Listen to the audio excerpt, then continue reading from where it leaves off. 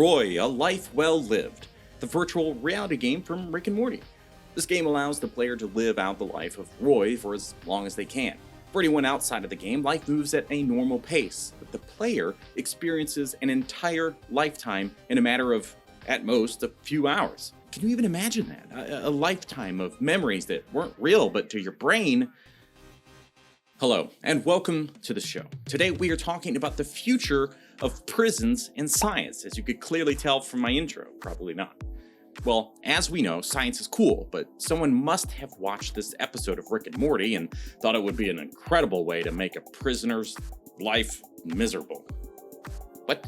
Yeah, enter Doctor Rebecca Roache, a philosopher who was interviewed in regards to how technology might alter punishment in the future.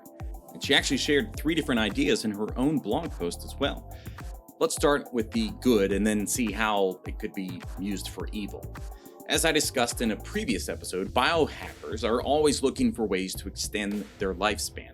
She even brings up Dr. Aubrey de Grey, who I happened to talk about in that episode. De Grey believes the first person to live to be 1,000 years old has already been born. This would mean that within the next 80 years or so, we will have advanced our tech so much that you can live way longer and still look young. That's super cool. And now for the bad. Dr. Roache said, this could easily be used to extend the prison sentence of inmates. A life sentence could be pushed out to 1,000 years, and that's just an absolutely awful way to live. Then we have the digital brain. As we improve our tech around scanning and mapping the human brain, some believe we will reach a point that we would be able to upload our minds to a computer. Once someone's mind is uploaded, it would be simple to speed up the rate at which the mind runs. Dr. Roache mentions Professor Nick Bostrom and his idea around speed superintelligence, essentially saying your mind would operate 10,000 times faster than our boring, wrinkly, squishy brains do now. You would be able to read a book in a few seconds and write a PhD thesis in an afternoon. Crank that speed up to a factor of 1,000,000, and a millennium of thinking would be accomplished in 8.5 hours. Which, I mean, sounds cool in theory, I guess.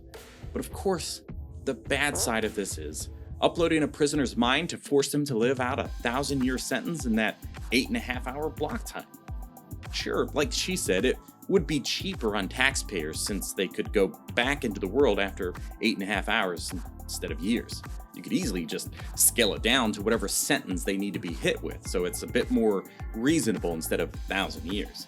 And she does have her doubts with this, though. She doesn't necessarily believe we will reach this point, as we would also need to be sure that uploading a brain doesn't kill the person and just make a mere copy of that person's thoughts. How would we really know? What we do know is if you clicked the like button or not. So while we are conveniently talking about that, why not go ahead and click it? I mean, 1 like from you is like 1,000 likes in my heart. Then there's the simple mind-altering option. This is the most logical, realistic choice. Our brains can be easily messed with. Just by being sad or in fear, we perceive time as moving more slowly. As children, we think time moves slowly compared to adulthood when life just passes by. We still don't really understand why this happens. Introduce psychoactive drugs and we can experience life more slowly. So if we administer some new drug that serves the purpose of slowing down time, then we could force the worst criminals to live out their sentence like they are in molasses. So remember, kids, with every new advancement in medicine and technology, there's always an evil scientist waiting in the shadows. In all fairness, Dr. Rebecca Roache isn't an evil scientist. She's not even in favor of these punishments. Her original posts have been altered in a way to make her look evil, when in fact she is not a fan of the current way that we handle things in prisons. Her views have been as a scientist looking at the future of technology. To be honest, the fact nobody else was thinking of this seems a little silly.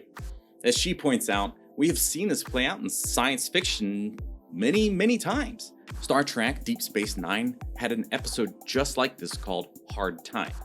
Shoot, I would even say that the movie Demolition Man was similar. I mean, they get frozen to serve their prison sentence, but they are aware and dreaming the whole time.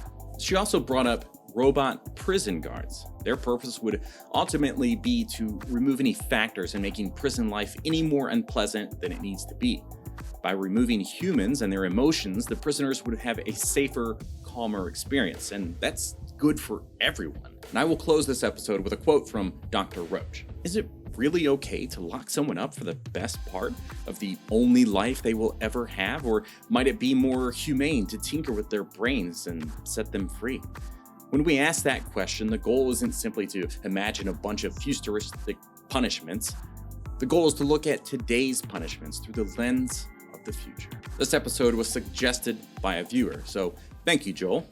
If there's a topic you would like to learn about, leave a comment down below and check out this video to learn more ways that science is changing how we live.